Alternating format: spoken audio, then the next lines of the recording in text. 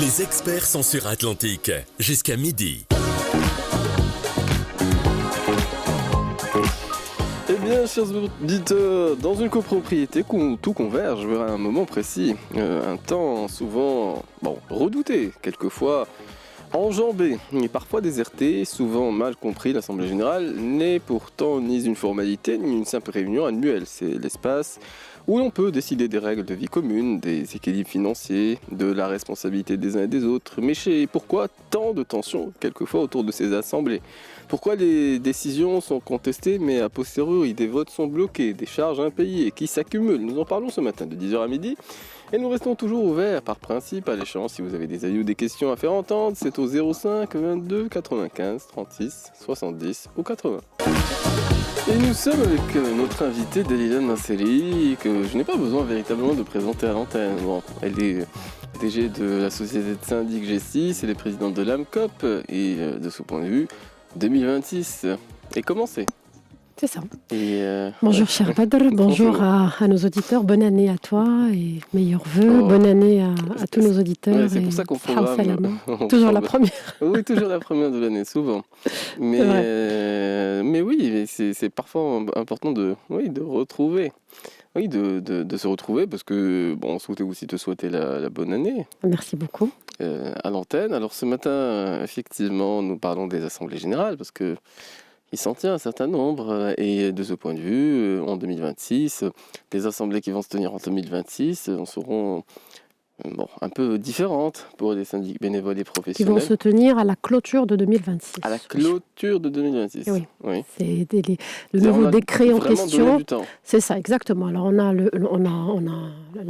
loi a été promulguée, donc ça a laissé le temps aux syndics professionnels bénévoles de se préparer. Le décret est sorti un peu plus d'une année après, pour qu'il soit mis en application à partir de l'exercice prochain. Personne ne pourra dire qu'il n'a pas été exactement et informé. Exactement. Donc à partir des prochaines clôtures, c'est-à-dire là on fait nos assemblées générales, j'ai envie de dire, pour clôturer 2025 sans application obligatoire du décret, qui principalement la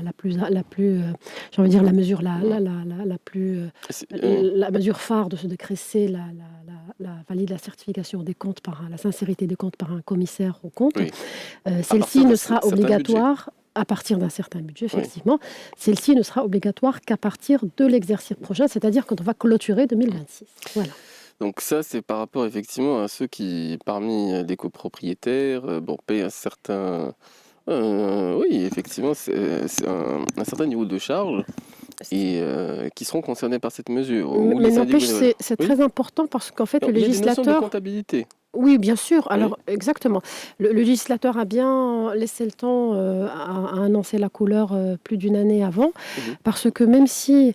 il n'y a pas d'obligation légale, j'ai envie de dire, d'avoir les annexes et d'avoir le commissaire aux comptes pour clôturer 2025, mais il faut à minima avoir un bilan et avoir des chiffres, j'ai envie de dire, corrects, parce que c'est ce qui fera le report à nouveau du fameux bilan qui sera, lui, certifié par le commissaire aux comptes. Si on s'y met avant... il faut s'y mettre maintenant et d'ores et déjà saisir, avoir son grand livre et avoir sa comptabilité, on va dire, je ne vais pas rentrer dans les détails, avoir sa comptabilité qui est saisie sur un logiciel ou qui est saisie sur un dispositif aux normes qui puisse être reporté correctement sur le bilan qui lui sera audité.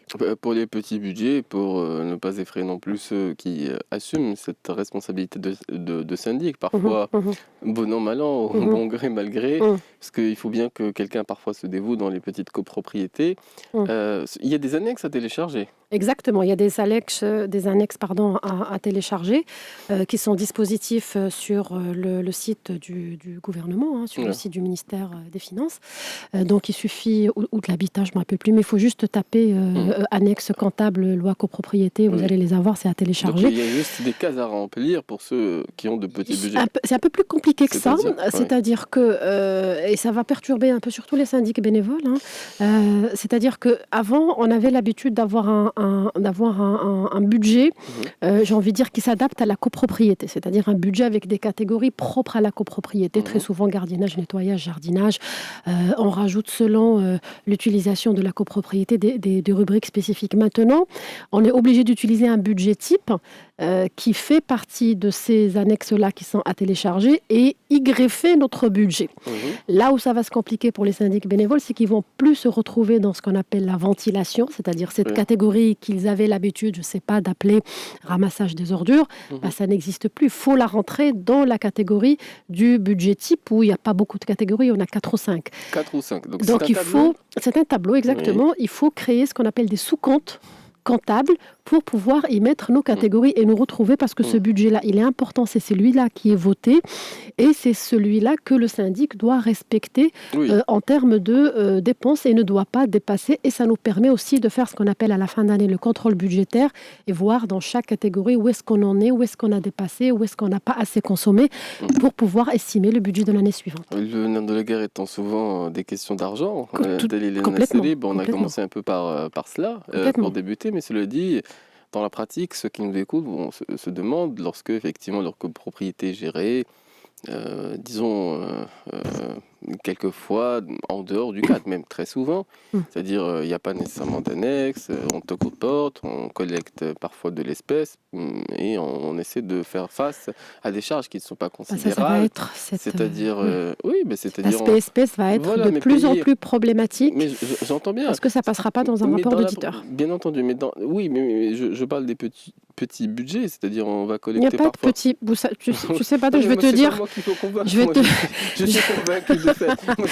Mais juste pour donner une image à nos auditeurs, j'en ai fait des expertises et des plaintes aux tribunaux et des plaintes pour détournement ou autres avec des syndics. Et en fait, quand on est face au procureur, en 210 dirhams, ça s'appelle un détournement de fonds.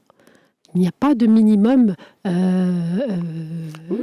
tolérable pour retirer de l'espèce ou pas. Donc de l'argent qui est sorti sans justificatif. Alors je dis bien sans justificatif parce qu'il y a... Alors même l'État tolère le paiement en espèces. J'ai envie de dire, on est dans un pays où les salaires sont tolérablement payables en espèces. Donc on peut pas... Alors on peut payer sa vignette en espèces, c'est pas interdit. On peut payer d'autres impôts en espèces, c'est pas interdit. Absolument. Maintenant, il y a des plafonds. Même une entreprise peut faire des achats en espèces, c'est plafonné. Le syndic peut lui aussi faire des achats en espèces. Ce n'est pas interdit, mais il faut que ça soit justifié. Non, mais ça, j'entends bien. Quand on a... Le problème des syndics, c'est les retraits d'argent pour dépanner théoriquement, mais qui ne sont pas justifiés par la suite. C'est ça le problème. Mais dépanner lorsqu'il y a déjà un compte bancaire. Moi, je pense pas effectivement à un certain nombre de copropriétés où il y a un syndic qui fait le tour des appartements, ou qui collecte un certain nombre d'argent en espèces pour payer l'eau et l'électricité, quelquefois quelques dépenses supplémentaires pour payer parfois le gardien d'immeuble. Et ça, la question qui se pose, c'est, il y a cette réalité-là qui n'est pas négligeable. Et puis, Dalila Nasseri, ce qu'on peut constater, c'est qu'il y a, entre guillemets, une complexité supplémentaire qui se rajoute par rapport aux annexes, par rapport aux règles comptables, par rapport à un certain nombre d'éléments. Donc, c'est quand même véritablement paradoxal. Ça va être problématique, et tu fais bien de souligner ça pour les petits immeubles isolés, quand très souvent... C'est le retraité, c'est voilà, dans un immeuble. Exactement. On n'a pas tous juste l'eau et l'électricité, il n'y a pas toujours un ascenseur. On n'a pas tous des notions comptables, même s'il s'agit que de remplir 2-3 annexes. Très souvent, les gens font ça de manière à la bonne enfant. Pourquoi est-ce que les choses, alors qu'effectivement on essaie de mettre plus de règles, vont changer, alors que même les règles qui ne sont pas véritablement... Le BABA n'est pas appliqué. La tenue des assemblées générales, les procès-verbaux, le formalisme, le compte bancaire. Qu'on a tenu une assemblée générale... il y a plusieurs années, ou qu'on n'a pas de compte bancaire. Ou qu'on n'a pas de compte bancaire. Complètement. Mais ça va de soi. On ne peut pas parler d'annexe comptable si on n'a pas de compte bancaire. C'est-à-dire que le législateur a dépassé ce stade-là et il ne parle même plus d'ouvrir un compte bancaire. Ça va de soi. Mais le plus gros, moi je le dis toujours, le plus gros du travail, il n'est pas au niveau des grandes résidences.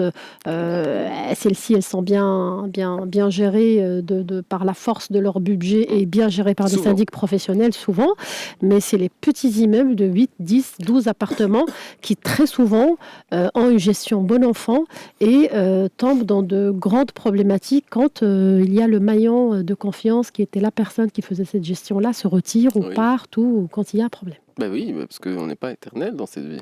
On n'est pas éternel, on déménage et des fois on a des problématiques souvent humaines qui peuvent... Oui, ça c'est le cas où on déménage, où,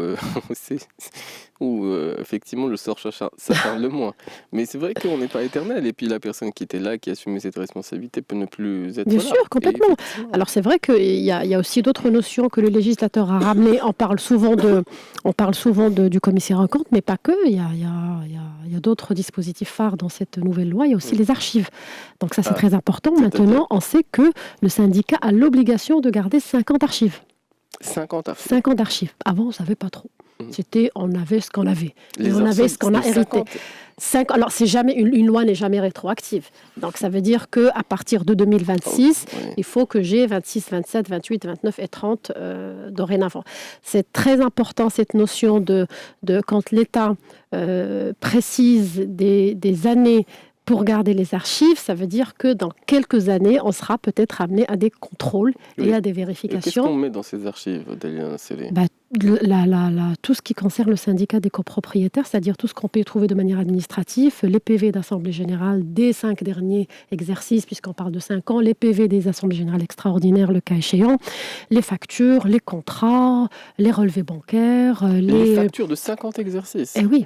Oui. Eh oui, c'est comme une entreprise. Oui, donc, comme une entreprise. Il faut garder ça. Et il faut garder ça, c'est-à-dire, il faut garder ça de syndic en syndic, c'est-à-dire de passation en passation. Et chaque syndic qui n'a pas récupéré l'année ou les 2 années ou les 3 années antérieures, sa responsabilité est engagée. Soit il va aller devant les tribunaux et dire que ce syndic sortant ne m'a pas remis, c'est pas de ma faute. S'il ne le fait pas, ça sera pour lui.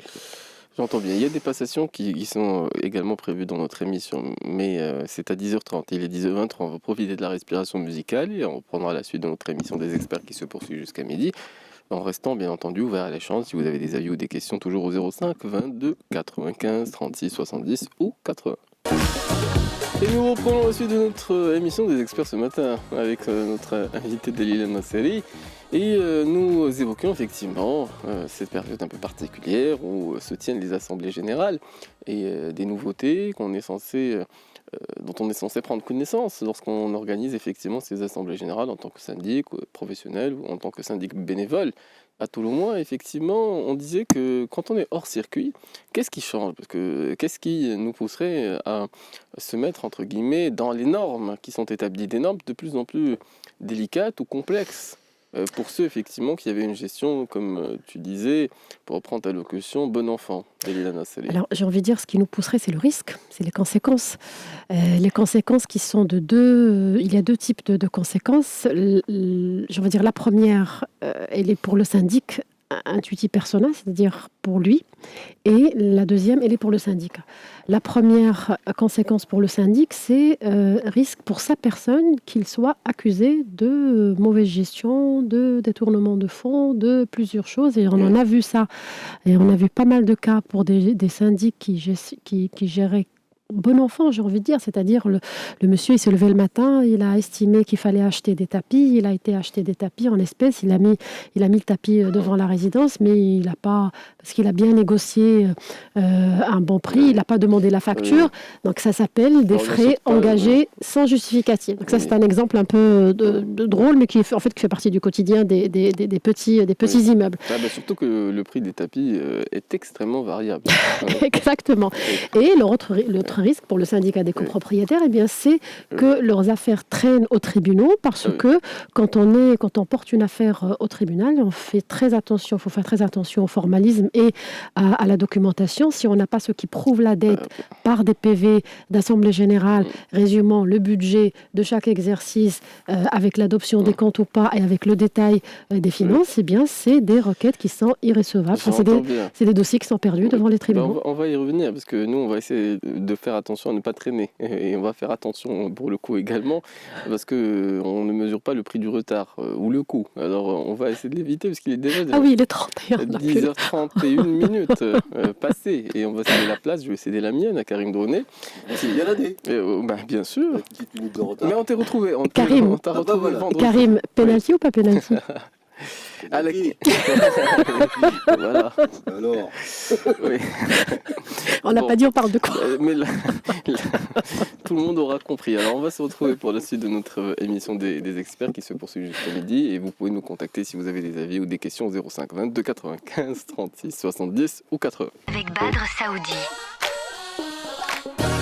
Les experts sont sur Atlantique jusqu'à midi. Et nous reprenons la suite de notre émission des experts ce matin avec notre invité Delia Nasseri, qui est DG de la société de syndic G6 et qui est président par ailleurs de l'AMCOP. Et effectivement, nous consacrons notre émission à la copropriété, donc si vous avez des questions, n'hésitez pas à les faire entendre, des précisions, puisque les assemblées générales se tiennent, c'est la période de rush pour ceux qui les organisent, syndic bénévoles ou professionnels. Effectivement, c'est la période de rush. Parce qu'on disait toujours à l'heure hors antenne, on aura peut-être un petit répit pendant le Ramadan. mais c'est la période de rush, effectivement, à partir d'en général en clôture en décembre. Donc le temps de rapprocher décembre et de le rajouter également. En général, la deuxième quinzaine de janvier commencent les assemblées générales et ça va s'enchaîner. C'est pas la période des vacances pour les, non, absolument pas. pour les syndics professionnels. Même fin d'année, c'est jamais une période facile pour partir parce qu'on est dans les atterrissages, effectivement. Oui. Et on demande quelquefois la présence. Et il faut convaincre. Lorsqu'il y a des dossiers épineux, c'est le moment où, entre guillemets, où effectivement, si on a des envies de changement, ou des aspects sur lesquels on souhaite des interventions, ou des modifications, ou si on souhaite changer de syndic, ou si on souhaite manifester un certain nombre de désaccords, c'est le moment idéal. Exactement. C'est l'Assemblée générale et le moment idéal pour cela et le moment aussi juridiquement valable pour tout changement et pour l'adoption des principales résolutions qui font la vie d'une résidence, à savoir le budget, celui qui gère le budget, le syndic, et comment ce budget va être dépensé et puis rendre compte d'une année de gestion. Ce serait dommage d'aller au tribunal pour une affaire de tapis.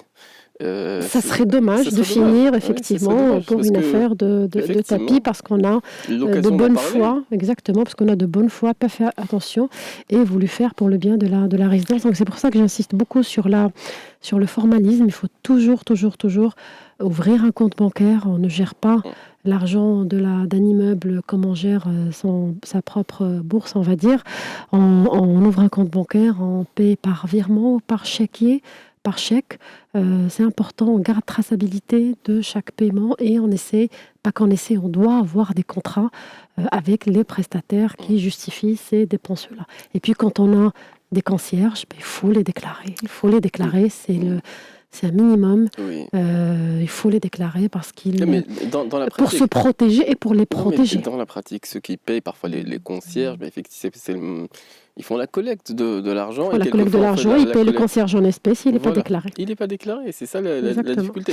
Alors, qu'est-ce qui change ? Est-ce que par rapport à ceux qui ont ce type d'organisation, est-ce qu'il y a des aspects sur lesquels, effectivement, il y a un changement significatif qui les mènerait peut-être à envisager de s'organiser différemment, Delia Nasseri ? Eh bien, quelque part, le changement, il est au niveau de la déclaration, j'ai envie de dire, au niveau des annexes qu'ils auront. C'est-à-dire, quand je vais sortir le salaire du concierge, eh bien, j'ai fait quelque part une attestation sur l'honneur que j'ai sorti tant de dirhams dans une catégorie, et il y a une catégorie dans le bilan type du décret qui s'appelle salaire. Donc quand je vais mettre, 2000, 3000 dirhams par mois x 12 dans la catégorie salaire, c'est que je reconnais que je dois donner un salaire. C'est qu'il faut qu'en face, j'ai une déclaration CNSS. Sinon, ça a des conséquences quand on emploie et quand on ne déclare pas. On oublie très souvent qu'un syndicat, ce n'est pas un immeuble.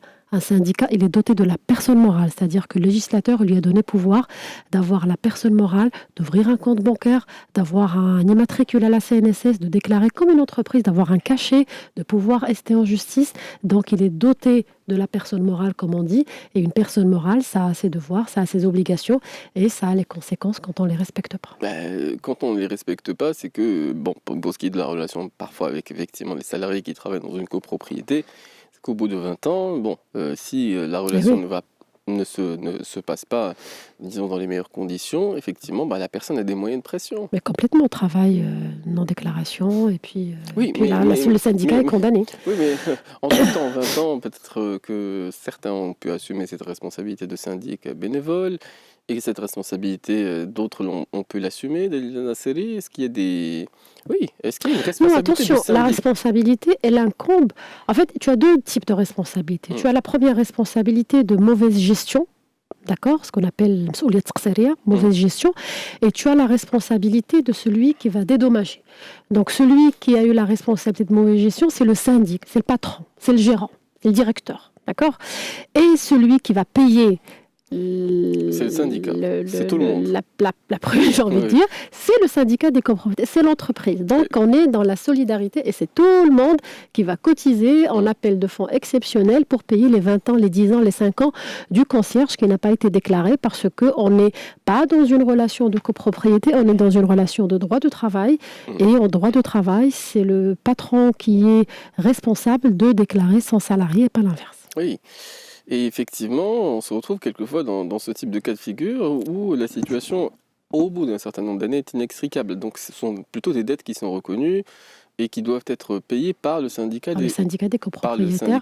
Gage au syndicat de se retourner contre le syndic s'ils estiment qu'il aurait dû faire autrement et qu'il ne l'a pas fait et que sa gestion a engagé la responsabilité du syndic. Mais la responsabilité, elle est de fait parce que naturellement, on a consenti à ce que les choses soient organisées d'une certaine façon. C'est là où on se trompe. C'est là où ça se passe très mal. C'est que très souvent, et moi j'ai vu des cas de figure, là je les ai vécus, les gens qui sont très contents des économies qu'on fait, que va faire le syndic bénévole, qu'il ait choisi un tapis pas cher parce qu'il n'y avait pas de facture et qu'il n'a pas payé TVA. Ils l'ont applaudi, même dans les groupes de voisins. Mais quand on est venu à la vérification, non, c'est son choix, c'est lui qui a voulu faire ce choix-là. Donc attention. Oui. Donc le syndic, il est responsable, il prend une grande responsabilité par une loi, c'est assez lourd, donc il ne faut pas qu'il fasse des petites économies parce qu'il va payer en espèces et qu'il pense des économies indues, il n'est jamais mauvais, entre guillemets, d'être économe, parce que... Pas faire des petites économies non irresponsables. Voilà, c'est-à-dire...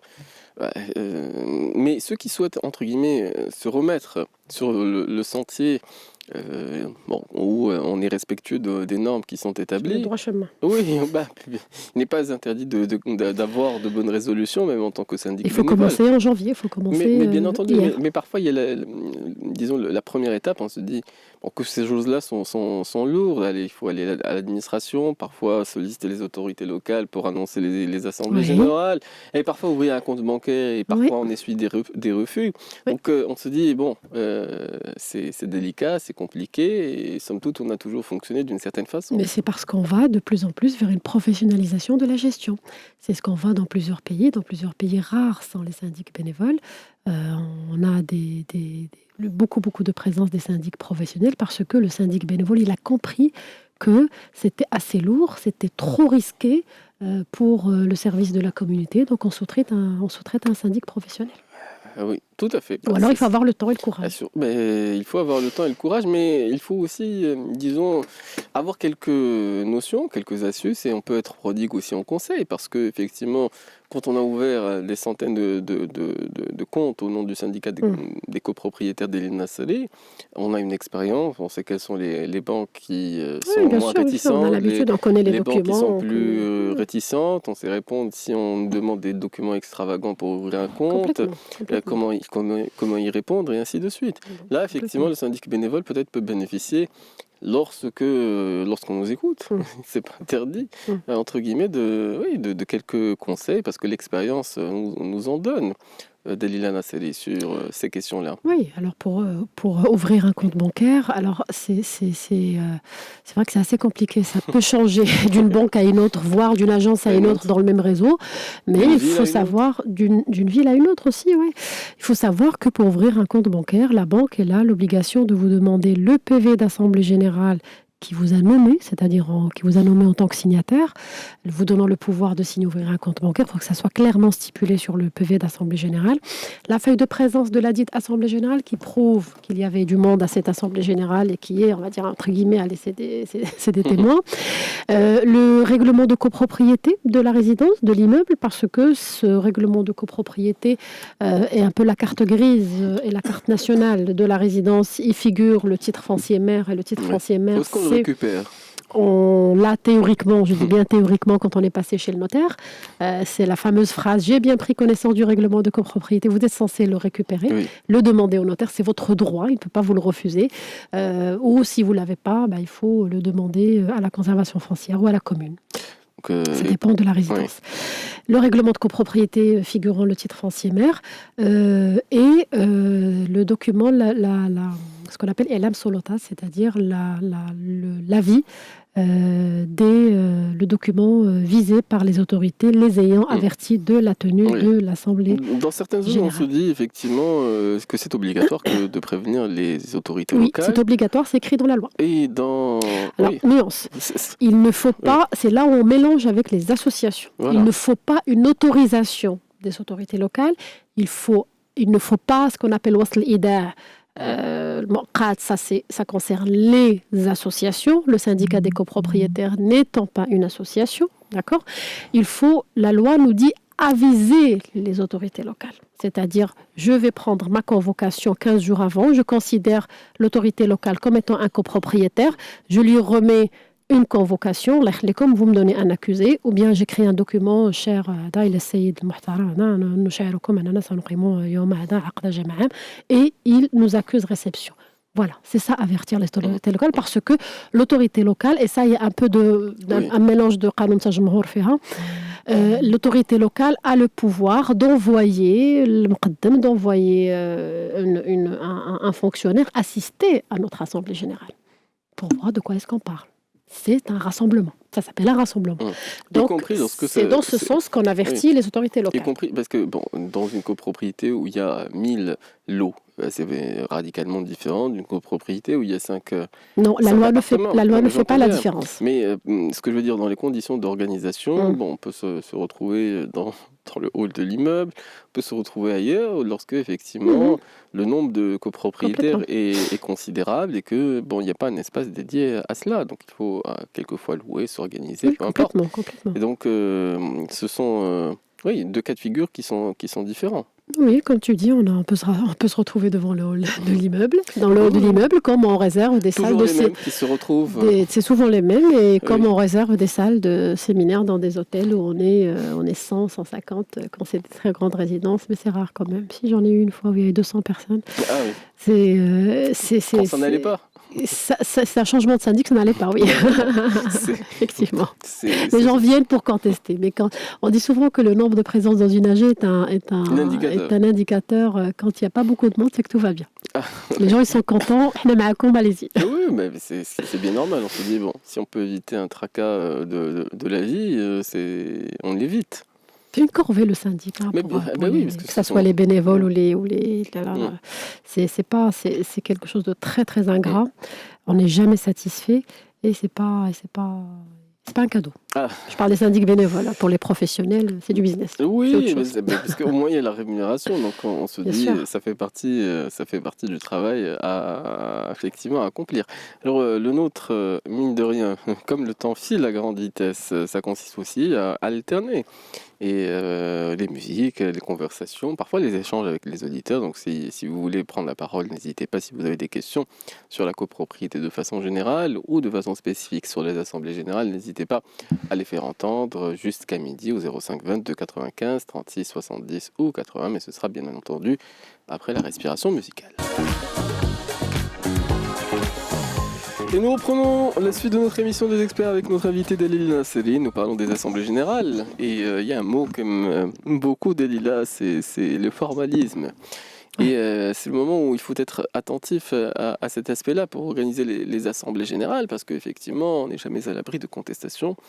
Et voir aussi, oui, on n'est jamais à l'abri, entre guillemets, Oui, de recours, de contestation. de contestation par rapport aux documents, par rapport à la comptabilité, par rapport aux dépenses qu'on va estimer inappropriées, et ainsi de suite. Donc c'est d'abord par rapport à cet aspect-là qu'on s'organise. Mais généralement, lorsque effectivement on est face à un syndic qui est entre guillemets pointilleux ou sourcilleux ou soucieux des règles, on se dit il faut faire attention, il faut payer ce que l'on doit et éviter entre guillemets les écarts.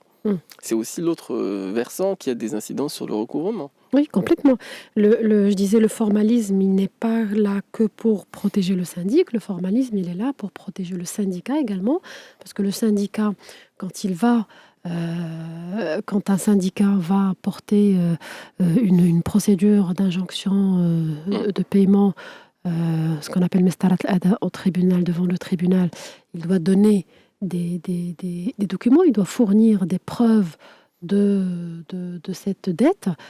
Parmi les documents que le juge demande, c'est le fameux PV de chaque exercice réclamé. Il y a quelqu'un qui dit ce qui se passe pendant l'Assemblée générale. C'est les rapporteurs, c'est-à-dire le président et secrétaire de séance. Le président et secrétaire de séance qui sont élus en début de séance d'une Assemblée générale rapportent les délibérations d'un ordre du jour. Et il y a toujours une résolution dans les Assemblées générales annuelles ordinaires, c'est rapport moral et financier. Rapport moral et financier et budget. Donc, dans cet exercice écoulé de 2025, on a dépensé tant, on a tant d'écart, on a tant d'économies ou autre, et le budget appelé pour 2026, il est de temps payable au tantième ou bien forfait. Donc, ces éléments qui permettent au juge de pouvoir savoir d'où est sortie cette dette, parce qu'un autre document qui est joint au PV, c'est l'attestation de dette. Oui. L'attestation de dette par exercice que le syndic remet dans son dossier de procédure d'injonction de paiement pour qu'il puisse avoir le jugement. Alors là, ce qu'on appelle le hukm al-ada, pour qu'il puisse faire par la suite ses saisies le cas échéant. Et quand on s'adresse à 200 personnes, il ne faut pas avoir, entre guillemets, la crainte de perdre ses moyens devant. Oui, c'est un exercice. C'est un exercice. Un exercice, effectivement. C'est un exercice qui peut très très bien se passer et passer de manière très fluide si les plus de 200 personnes recevaient des rapports financiers avant. C'est-à-dire s'ils étaient au courant de ce qui se passait, qu'ils avaient une idée des comptes, ils n'arrivent pas à l'Assemblée générale, ils ne découvrent pas les chiffres. Exactement, tout à fait. Ils ne sont pas surpris et ils ne découvrent pas les chiffres le jour J. Oui, nous ne sommes pas surpris par l'arrivée de Mourad Baba, puisqu'il est en 000.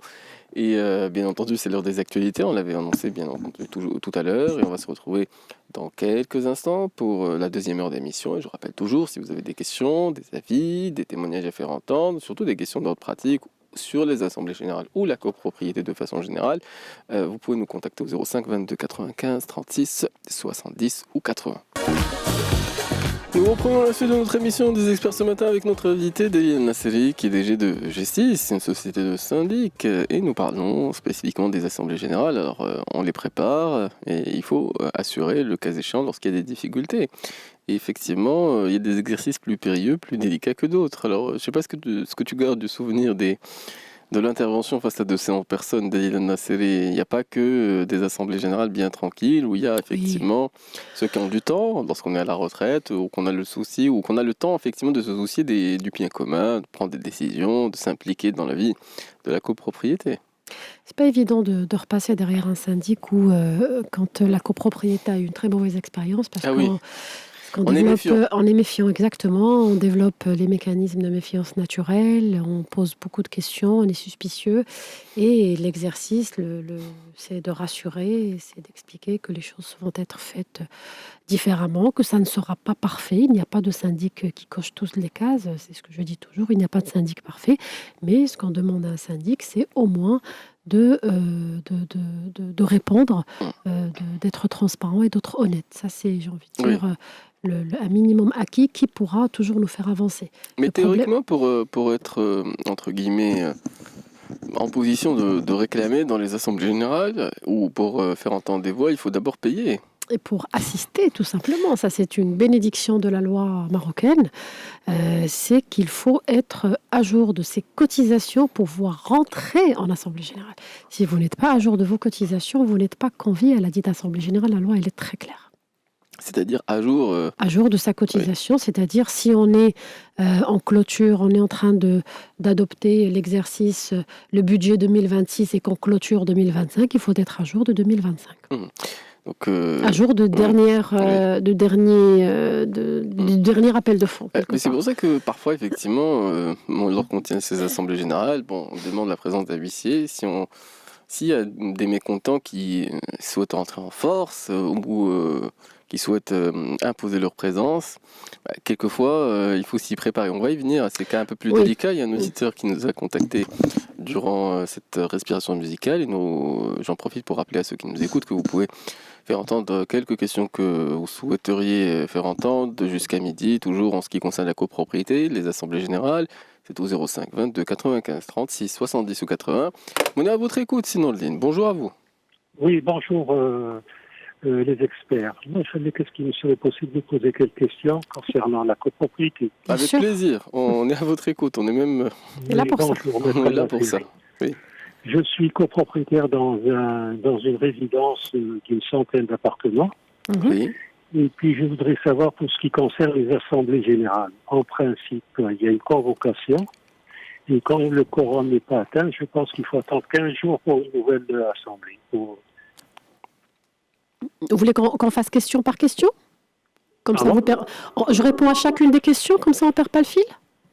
Voilà, donc je pose les questions que je veux. Donc ça, c'est pour la copropriété, donc c'est l'Assemblée générale, les délais entre deux assemblées.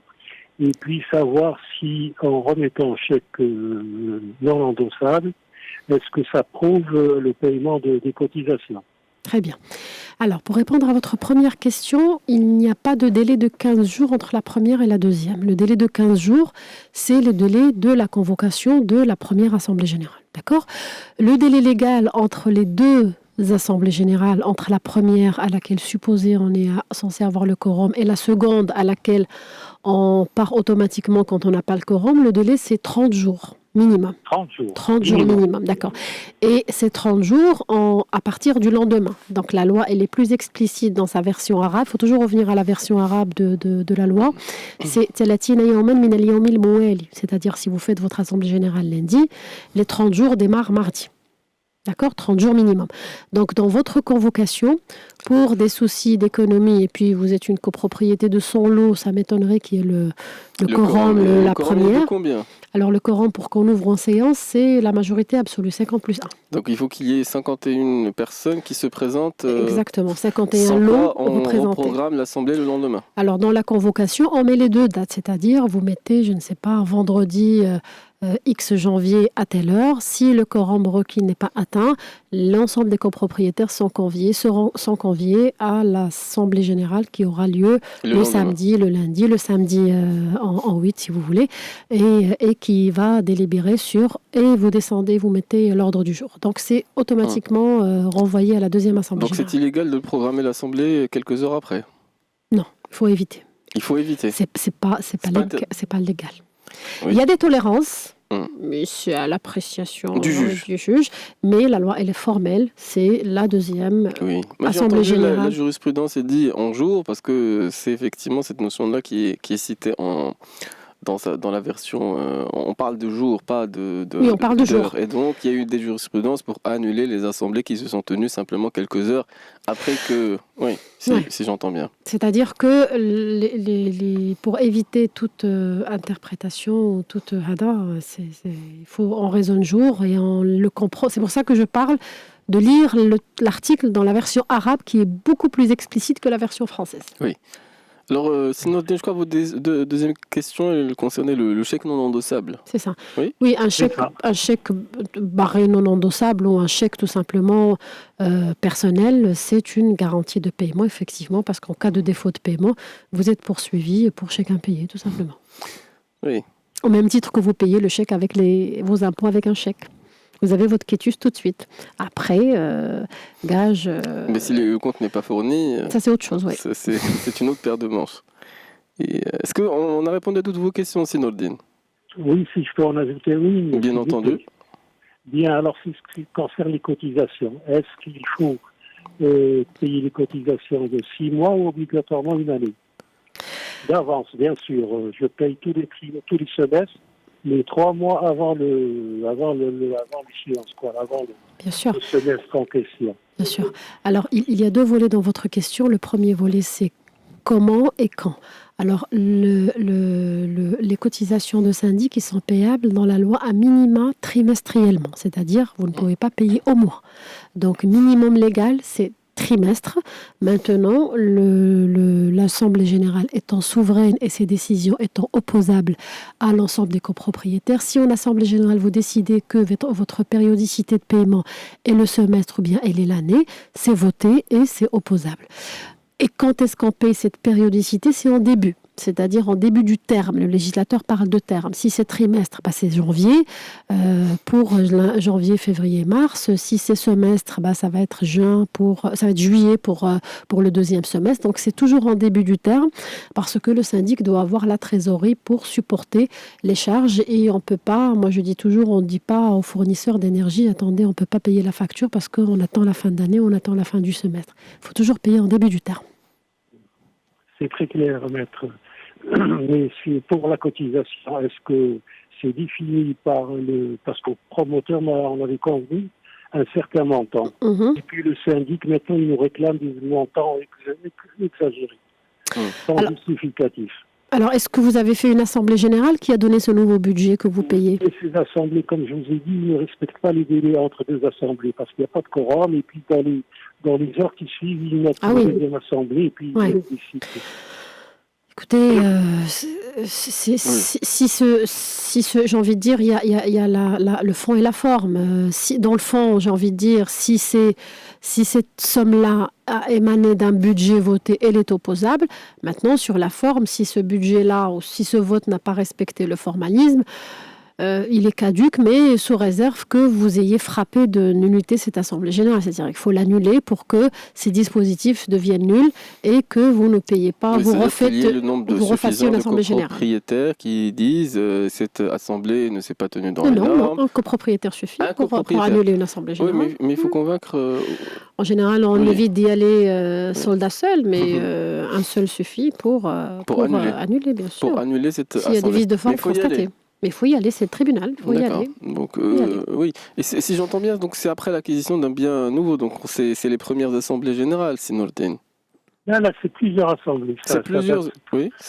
Ça date de l'entrée, la résidence date d'une dizaine d'années. Bon, il y a 2 ou 3 ans, ils ont viré le syndic privé pour gérer par des copropriétaires. Voilà, des copropriétaires. Oui. Mais ils nous font payer des cotisations. Donc ça a augmenté. Oui, c'est censé baisser. À 8 000 dirhams et quelques pour un petit appartement. Ah oui. Et en principe, 50% des gens ne payent pas. Voilà, c'est surtout ça avec sinon si vous permettez pas. Si y a 50% seulement de gens qui payent, et en fait c'est eux qui vont subir, c'est les 50% qui payent qui subissent les conséquences parce que il faut faire face aux mêmes charges et les pelés les galeux entre guillemets sont priés de payer pour ceux qui ne payent pas.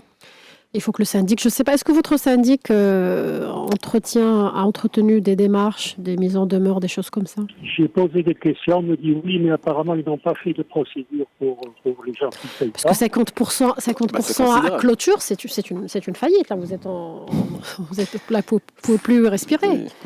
C'est difficile. Je comprends qu'il y a des difficultés, mais déjà la gestion comptable, elle est pas parce que j'ai payé, et puis on me réclame des échéances plutôt les 2 dernières années. Et quelles étaient les raisons pour lesquelles ils ont remercié le syndic professionnel? Non, mais ça c'est quand même c'est un problème de gestion. Ils considèrent que l'ancien syndic n'a pas été en mesure de respecter les clauses des contrats. Et maintenant, nous avons des difficultés en ce qui Avec le bénévole. Non, mais des fois, on pense toujours mieux faire, mais la Il y a difficulté... un problème de gestion parce que j'ai payé et on me réclame des montants que j'ai déjà payés.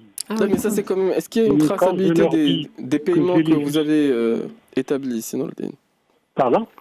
C'est quand même assez fou. Il y a des personnes qui ne payent pas et il n'y a pas eu de procès les visant. Et vous dites payer pendant 2 ans et on vous réclame 2 ans de paiement. Donc c'est quand même C'est étonnant. ça, et j'ai justifié, mais j'ai justifié difficilement parce qu'ils me demandent à moi de justifier. Donc, ils ont une gestion comptable très, très défaillante. Oui, mais comment vous avez payé effectivement ce syndic ou ce syndicat? Comment vous avez payé? Est-ce que c'est... Je paye par chèque, Par chèque. par certifié. Chèque varié dans l'endossage. Il y a des traçabilités, donc si on paye par chèque, il y a une traçabilité. Donc c'est une preuve de paiement. Je n'aurais pas réclamé des reçus. C'est-à-dire que le reçu... En fait, c'est un peu plus compliqué. C'est-à-dire, pour justifier le paiement, il faut que la personne ait un reçu. Si elle n'a pas un reçu, il faut qu'elle ait tous les justificatifs pour pouvoir... Parce qu'un chèque ne dit pas à quelle période ça correspond. Oui. Il faut avoir tous les chèques de paiement pour pouvoir remonter jusqu'à la date d'acquisition. Oui. Exactement, c'est ça, c'est ce que je peux justifier. Les chèques sont barrés dans l'endossage. S'il est là depuis 6 ans, il faut qu'il ait 6 chèques de 6 années. C'est ça. Un seul chèque ne justifie pas que c'est 2025, ça peut être 2024 payé en retard. Mais bien entendu. Non, mais j'ai le contrat, c'est-à-dire le contrat de vente. C'est ça. Autant de chèques que d'années de... C'est compliqué pour le copropriétaire, faute de reçu, mais en cas de contestation, il pourra le justifier. Si malheureusement, et c'est là où on tombe dans une complication manifeste, si la personne a payé en espèces sa cotisation de syndic et qu'elle n'a pas de reçu, elle est justifiée après qu'elle est à jour. Que vous avez payé. Qu'ils ont payé, oui. C'est pour ça qu'on évite, enfin nous en tout cas dans nos résidences, la résidence qu'on gère, on évite, on dit vraiment... Si on n'a pas le choix, allez-vous, faites le versement à la banque et ramenez-nous le reçu de versement. Mais s'il vous plaît, pas d'espèces parce qu'on peut pas, on n'arrive pas à faire la réconciliation. Non, pas pour vous, monsieur, mais vous faites très bien de payer par chèque. Et surtout chèque barré non endossable, bien au syndicat des copropriétaires. Mais quand on paye en espèces, la réconciliation après est très difficile. Le rapprochement est difficile. Oui, non, mais là, c'est une preuve manifeste que on ne fait pas les choses comme il se doit. Dans le cas de Sinodin, s'il a payé 2 ans et qu'on lui réclame de payer, alors qu'il y a 50% de personnes qui ne payent pas, c'est que sa cotisation n'a pas été affectée. On se dit, la confiance est érodée. Donc, c'est normal. C'est normal d'être, entre guillemets, sur ses gardes dans ce cas. Ça, c'est pas un problème de confiance, c'est un problème de comptabilité, parce que lui, il a payé par chèque barré non endossable, donc l'argent est bien parti dans le compte. Oui. C'est juste que le syndic, il n'a pas su faire ce qu'on appelle un rapprochement bancaire, identifier son paiement, l'affecter à son lot et le mettre à jour sa situation. Bien, c'est Badr, je vous remercie, ainsi que Maître Nasseri. C'est un plaisir. C'est un plaisir. Et je vous souhaite beaucoup de... Comment on vous souhaite la bonne année? Et bonne année. Merci, je vous souhaite une bonne année de santé à vous et à vos familles. Merci beaucoup. Merci, bonne journée. À très bientôt. À bientôt. J'espère pour d'autres choses que des difficultés, parce que c'est vrai que dans le cas des syndics ou de la copropriété, il n'y a que... Oui, il n'y a que des problèmes à résoudre. Ce n'est pas non plus... c'est le lot de la vie. Mais effectivement, il y a des cas différents. Passer de 5 000 dirhams de cotisation à 8 000, c'est malheureusement ce qui se passe. C'est drôle parce que s'ils sont passés du syndic professionnel, c'est qu'ils ont fait un peu d'économie. Donc le budget est censé diminuer. À minima rester le même. Oui, mais si la base de gens qui payent diminue, c'est... la solution, quand les gens ne payent pas, la solution, c'est pas d'augmenter le budget. Sinon, on va l'augmenter à l'infini. Non, la solution, c'est d'entamer les procédures et de sévir. De sévir. Ah, c'est un verbe que d'aucuns aiment beaucoup à conjuguer. Parmi mes collègues, j'entends. Alors, il est 11h26. On va profiter de la respiration musicale et on reprendra la suite de notre émission des experts. Bien entendu, si vous avez des questions sur la copropriété ou spécifiquement sur les assemblées générales qui se tiennent en ce moment, n'hésitez pas à les faire entendre. Vous pourrez nous contacter au 05 22 95 36 70 ou 80. Et nous reprenons la suite de notre émission des experts ce matin avec notre invitée Delina Nasseri, que je présente très rapidement, et qui est directrice générale de la société de syndic Justice. Nous sommes aussi avec des auditeurs qui souhaitent prendre la parole, notamment Nordine, qui est avec nous de Rabat. Ahmed de Rabat, d'après ce que m'indique à la régie. Bonjour à vous et la bonne année. Merci beaucoup, bonjour à vous, bonne année bonne santé, meilleurs vœux pour 2026, Inch'Allah. Ah, on va retrouver la voix. Inch'Allah, Inch'Allah. Oui. Alors, je profite aujourd'hui vraiment pour partager avec vous l'expérience de l'immeuble à Rabat. C'est un cas particulier parce que les recettes de l'immeuble d'Iana, ils sont assurés par les antennes relais qui sont installées sur le toit de l'immeuble. Donc, c'est une copropriété d'une vingtaine de propriétaires et les antennes, ils ont été installées à l'achat des appartements. Donc, à chaque propriétaire qui rentre sur l'immeuble, il prend les recettes déjà, donc on paye le syndic. On n'a pas de cotisation. المشكل اللي وقع هو أن واحد السيد اللي كان parmi les premiers habitants في العمارة il a constitué le syndic d'une manière on va dire informelle. Il n'a pas respecté exactement la procédure, donc un syndic. Il a donc créé un compte bancaire. Il a commencé à encaisser donc les loyers des antennes. Et il gère le syndic. Et il le gère d'une manière catastrophique. Ça veut dire pas d'assemblée générale. Pendant 2-3 ans, aucune assemblée générale. Une gestion personnalisée de l'Imara. C'est lui qui décide. S'il veut faire quelque chose, c'est plus lui qui facile. décide. Il n'y a pas de gens qui se réunissent pour décider. Oui, c'est ça. C'est malheureusement. Absolument. J'ai واحد السيد سكن معنا في العمارة qui respecte très rigoureusement les procédures. قال له هادشي اللي تدير ماشي هو هذاك. Donc il a commencé à le menacer de poursuites judiciaires. Il ne respecte pas les règles. Donc il l'a obligé à faire une première réunion. Dès que la première réunion, aucune preuve de aucune dépense. كل شيء théorique. C'est-à-dire tu dis voilà les dépenses les درت un tableau Excel. Ou tu dis voilà ce qu'il y a sur le compte bancaire. Aucun relevé bancaire, aucune facture, rien du tout. L'avantage, on ne peut pas se plaindre de ça, mais on ne sait pas combien d'argent rentre et combien d'argent sort. Alors, vous n'avez aucune idée de ce qui est dans le contrat, effectivement, avec les sociétés qui ont installé les antennes? Aucune idée. Vous n'avez jamais rien donné comme information sur ce point? Rien. Mon Dieu. C'est théorique. Oui. C'est voilà, autour de 5 000, 6 000, 7 000 dirhams par mois par antenne, qui n'est juste les antennes, et c'est tout. ما ليناش دازت 5 ans الاولى او 50 ثانيه une deuxième réunion avec la même pression ديال واحد 3 ولا 4 habitants في العماره et cette fois-ci donc il était obligé de partir مشى il a démissionné on l'a poussé à la sortie. Le problème هو عنده la majorité ديال السكان معاه تيتعاطفوا معاه on ne sait pas pourquoi ما ليناش il est parti avec la caisse vide. On est censé avoir تقريبا واحد minimum 500 000 dirhams في la caisse. Il est parti avec la caisse vide. Donc il y a un nouveau syndic في العمارة qui a pris le relais. Il a découvert بأن la caisse est fermée. احنا دابا la question. C'est le compte impossible de retirer. Ouais. Non, le compte il est toujours ouvert. Oui, impossible de retirer, de dépenser même avec le compte. Non, il a fait quelque chose de très grave. C'est-à-dire l'argent qui tombe sur le compte le syndic, il le vire sur son compte personnel. Lui, c'est un kamikaze, lui. Ah mon Dieu. C'est pas la personne la plus subtile du monde. Non. Pas du tout. Et en fait, on l'a obligé un petit peu à dire la vérité, parce qu'avant, il n'a pas dit ça. Et on lui a dit, il faut vraiment qu'on sache exactement ce qui se passe, parce qu'on n'a aucune idée. Il n'y a pas de relevé bancaire, parce que l'argent, il se vire sur mon compte personnel. Je ne peux pas partager avec vous les relevés du compte personnel. En fait, il vire l'argent sur son compte personnel et dépense depuis son compte personnel, soi-disant. Absolument, pour des questions de pratique. C'est ce qu'il nous a expliqué. Ah ok. Oui.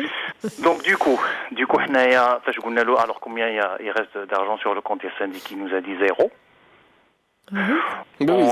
Pratique un chiffre rond, oui. Non, mais c'est 0 parce que bien sûr, tous les virements se font sur son compte.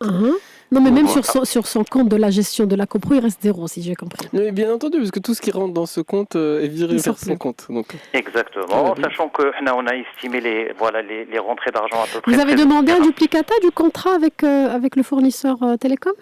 On a demandé tout et on n'a rien reçu. Lui, il cherche les ennuis, là. On a envoyé un huissier de justice, il l'a foutu dehors, pour vous dire. Il lui a dit « Et là, vous en êtes où ?» Là, on est à un point, on m'a pris le l'Aïd, mais À mon avis, racharjolé, parce que là, vous êtes trop patient. Ah, oui, mon Dieu. Et ça a duré combien d'années, cette histoire? Parce que le problème, c'est que si le gars avait joué, je sais pas, le mea culpa, et venez, je vous montre, et je sais pas, il invente une histoire il avait besoin d'argent, je pense qu'ils auraient été dans le chômage et tout, mais là, c'est qu'il empire les choses. Oui, non, pas du tout. Il n'a pas besoin d'argent et il gagne très bien sa vie. Il est arrogant, il parle avec personne.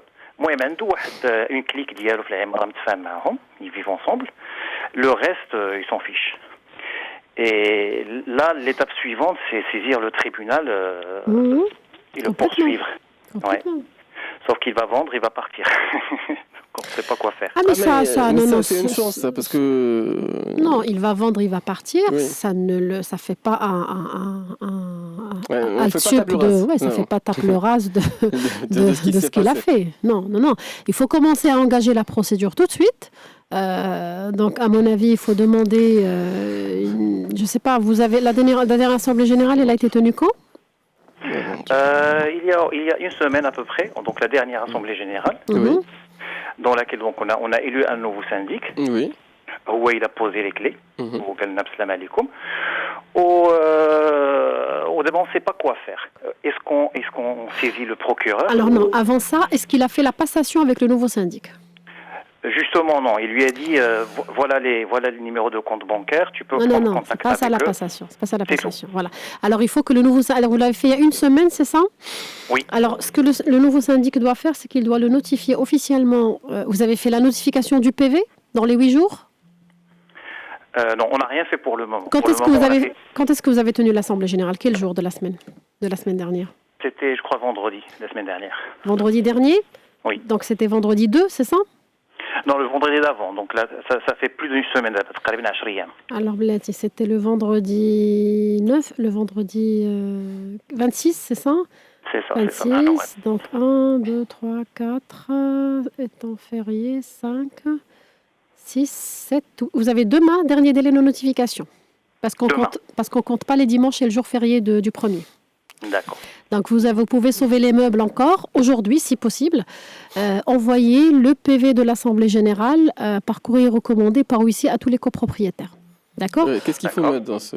Pour que le PV, il faut notifier le PV d'Assemblée générale. Ça veut dire que pour avoir une preuve qu'on n'a pas reçu tous les documents pour la passation? Non, ça c'est pour respecter le formalisme de l'Assemblée générale. D'accord, pour que le nouveau syndic n'ait rien à se reprocher lui en tant que nouveau syndic. D'accord? Ah, d'accord, ok. Ensuite, envoyez au syndic sortant aussi une copie du PV, d'accord? En lui disant « Bonjour, cher syndic sortant, je suis le nouveau syndic, voici le PV de mon élection. Merci, s'il vous plaît, de me donner une date pour la passation. » Il doit faire la passation dans les 15 jours qui suivent l'Assemblée générale. S'il ne fait pas dans les 15 jours, ça veut dire qu'il lui reste une huitaine de jours. Donc là, à ce moment-là, vous pouvez saisir, et certainement il ne la fera pas, vous saisissez le tribunal pour demande de passation, là, ce qu'on appelle le tslim l'ota'ir al-rabaïd. Et là, vous allez la gagner, c'est juste une formalité. Oui. Et vous allez la gagner. Le tribunal va lui imposer de donner les documents et l'ensemble de la comptabilité au nouveau syndic. Bien sûr, demandez à votre avocat de bien mettre une astreinte, une pénalité par jour de retard. Et par la suite, vous allez malheureusement constater que... Ça, c'est pour enrichir le compte du syndicat des copropriétaires. Ça, c'est pour préparer les poursuites. Donc, une fois que vous avez fait cette demande de passation via tribunal et que il ne va pas s'y soumettre, là, vous pouvez demander une expertise des comptes via tribunal. Okay. Et là, c'est un juge qui va effectivement, faute de passation, opacité des comptes, etc., il va vous ordonner, désigner un expert, khabir, et qui va le solliciter pour faire une expertise des comptes. Et le cas échéant, si il n'arrive pas, ça n'aboutit pas, c'est-à-dire que même à l'expert, il ne repent pas, là, ça devient du pénal. Là, vous pouvez aller vers Shikaya, avec ce qu'on appelle tahqir muqarrar qada'i, c'est-à-dire il y a un jugement émis par un juge et qui n'a pas été respecté par un citoyen, donc tahqir muqarrar qada'i, avec détournement de fonds, etc., etc. Si tu refuses de t'exécuter, c'est que tu as des choses à reprocher quelque part. Et là, il devra répondre devant procureur de sa Oui, et le but de cette procédure, parce qu'on ne va pas initier des procédures pour le plaisir. Non, ça c'est la loi, c'est pas un but. Ça c'est la loi. Maintenant, la conséquence du terme de ce type de procédure qui sont c'est que soit ce voisin, il a l'intelligence de dire, oula, c'est du sérieux, je vais m'asseoir à table, je vais leur donner les comptes, je vais rembourser, je sais pas, il me dit que apparemment il est à l'aise. Donc soit il va rembourser ce qu'il a détourné, soit il va le payer autrement. Et ça peut faire très mal. Oui. Parce que les faits sont graves. En plus, le gars, il faisait des virements du compte du syndic vers le compte personnel. Il n'y a pas de facture. Mais il n'y a même pas besoin de prouver. Hein. C'est juste, vous retirez les virements, les relevés bancaires du syndicat, un virement émis vers Monsieur X, virement émis vers Monsieur X, ça s'appelle du détournement de fonds. Même s'il peut justifier que les dépenses qui ont été faites... mais attendez, le législateur, vous avez un compte bancaire, d'accord ? Il a la même validité que son compte bancaire personnel. Pourquoi il l'utilise pas ? Il l'utilise en personnel. C'est comme si vous me disiez, moi je vous dis toujours, prenez le cas d'un syndicat comme une entreprise. C'est comme si je prenais moi la trésor de mon entreprise, je la virais sur mon compte bancaire perso et je dis au contrôleur fiscal, c'est parce que c'est plus pratique. Est-ce que ça a du sens ? C'est la même chose. Voilà, c'est la même chose. On lui a dit que la pratique était légale et était dangereuse. Il a dit c'est juste pour une question de pratique. Bien sûr, c'est bien plus pratique. Très pratique, effectivement. Bah oui, lorsque mon compte est alimenté, tout est tout de suite plus pratique. Pour moi, bien entendu. Parce que, Et, Maître Nassali, merci beaucoup pour les explications et pour la procédure. Oui. Mais j'ai un pressentiment, c'est que les habitants de la Maradienne, ils veulent pas se prendre la tête. Exactement. Oui, mais... Sauf une personne. Il y a une personne qui est prête demain, c'est pas moi, la fameuse personne dont je vous ai parlé, elle est prête demain d'aller saisir le procureur du roi. Mais il faut d'abord faire ces procédures-là avant d'aller saisir le procureur. Il faut d'abord faire... il faut passer par ça. Il faut passer par ça. Parce qu'il faut prouver, en fait. Il faut prouver. Il faut prouver que. Il ne suffit pas juste d'aller porter plainte. On m'a dit que... En fait, la plainte, c'est toujours la conséquence d'un constat. C'est pas juste j'ai envie de porter plainte. Il faut que ça soit solide. Vous êtes en droit de porter plainte, mais ça va être beaucoup plus rapide si vous avez déjà un fond dossier. Le constat, c'est le PV de la Réunion, dans lequel il dit clairement, on lui pose une question, c'est quoi le compte bancaire qui apparaît les mouvements ? Il a répondu, c'est mon compte personnel. Ça, c'est un constat. C'est lui qui l'a dit. Mais déjà, comme je vous ai dit, pour que ce PV soit valable, il faut le notifier aujourd'hui. N'oubliez pas, pour que vous puissiez l'utiliser. Maintenant, oui, c'est beaucoup plus simple que le nouveau syndic vienne, va porter plainte. J'ai découvert, je suis nouveau syndic. Oups, j'ai regardé les anciens relevés. Je ne sais pas, il y a un relevé vers une personne personnel, je ne sais pas ce que c'est. Voilà. Mais j'ai envie de dire que le dossier sera beaucoup plus costaud si vous faites cette démarche-là. Parce que n'oubliez pas, l'intérêt de la copropriété, moi je parle intérêt de copropriété. Cette démarche-là de demande de passation et d'expertise de compte, elle va servir bien sûr à punir la personne. Si il y a toujours présomption d'innocence, si détournement il y a, mais surtout, moi je pense aux syndicats des copropriétaires. Parce que si vous allez ester en justice des gens qui n'ont pas payé, parce que si vous avez opacité sur... non pas payé parce que vous avez, le contrat télécom, mais si vous allez, je ne sais pas, même ne serait-ce qu'avec ce fournisseur télécom, aller réclamer des anciennes sommes, je ne sais pas, régulariser quelque chose ou autre, il vous faut un fonds de dossier. Il vous faut une passation, donc le fonds de dossier, vous ne l'avez pas aujourd'hui. Rien du tout. C'est pour ça qu'il faut respecter cette procédure. C'est pour ça que cette procédure elle est indiquée dans la loi et qu'on ne passe pas au pénal avant de respecter d'abord la procédure civile. Donc le nouveau syndic, il a grand intérêt à respecter... Déjà pour se protéger lui. Parce que lui, si vous avez une personne comme lui qui vient dans une année, lui dit « Mais monsieur, c'est quoi les comptes de 2025 ?» Il va dire « Mais je ne sais pas, moi, il n'a pas fait la passation avec moi. » Mais prouvez-le. C'est pour ça que la loi, elle est très claire. Quand le syndic sortant ne fait pas la passation, il faut la faire via tribunal. Déjà pour se protéger soi-même. D'accord. Il peut être soupçonné de complicité avec l'ancien ? Complètement. C'est de la mauvaise gestion, mais on ne se base pas... C'est pas du déclaratif. C'est pas c'est pas un oui-dire. Oui, il faut prouver. Il faut prouver, exactement. Il faut prouver. Merci beaucoup, maître. Merci pour les explications. Je vous tiendrai au courant. C'est curieux de connaître la suite. Mais quand même, c'est Avec plaisir. Exactement. Bon Merci courage. beaucoup C'est encore. formidable. Moi, Très j'adore bon- les arguments des fois qui sortent du cœur mais qui sont candides.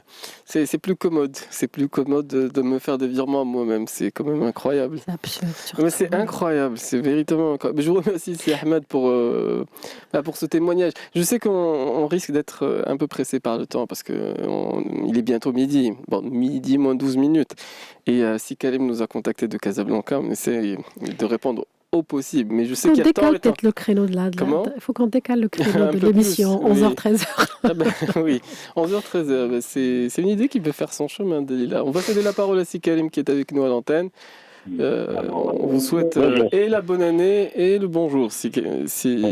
Meilleurs vœux. À vous aussi, plein de Sikalim. choses. Bonne année, b'sahha wa salama. Alors moi je suis expert comptable, je suis en même temps je suis copropriétaire et donc j'ai des questions un peu pertinentes par rapport à ce qu'on vit au quotidien avec le syndic.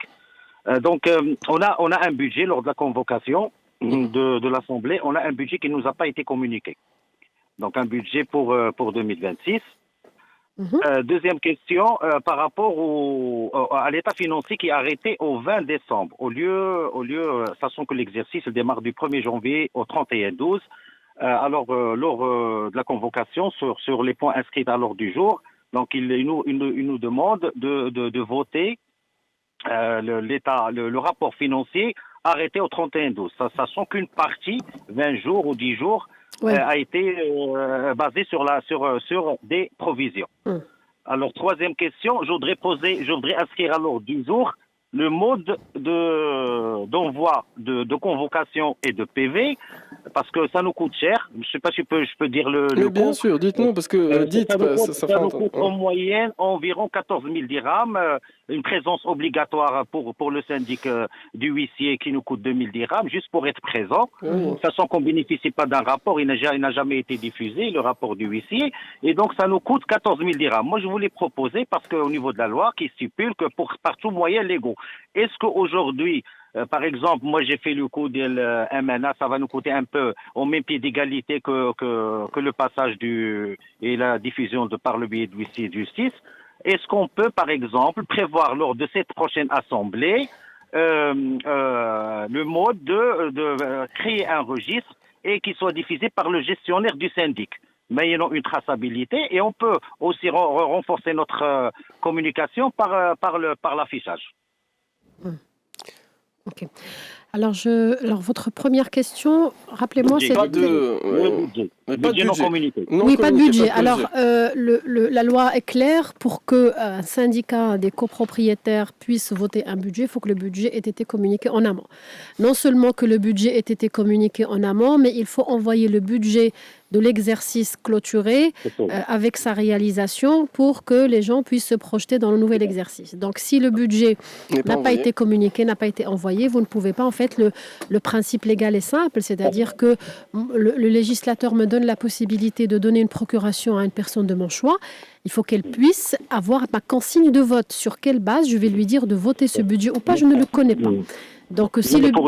Pour lui, il dit que il a été partagé, discuté avec le CRC, qui est la formule créée par les promoteurs. Le CRC, c'est le comité de représentants collectifs. Ben non, le Donc, CRC. Non, oui, mais c'est pas avec le CRC qu'il faut le partager. Oui, il faut le partager avec nous, les il nous prend un effet de surprise, c'est-à-dire le jour J, il est là, il vote, on est obligé, mais cette fois-ci, ça doit changer. Parce que qu'est-ce qu'on doit faire dans ce cas-là, maître?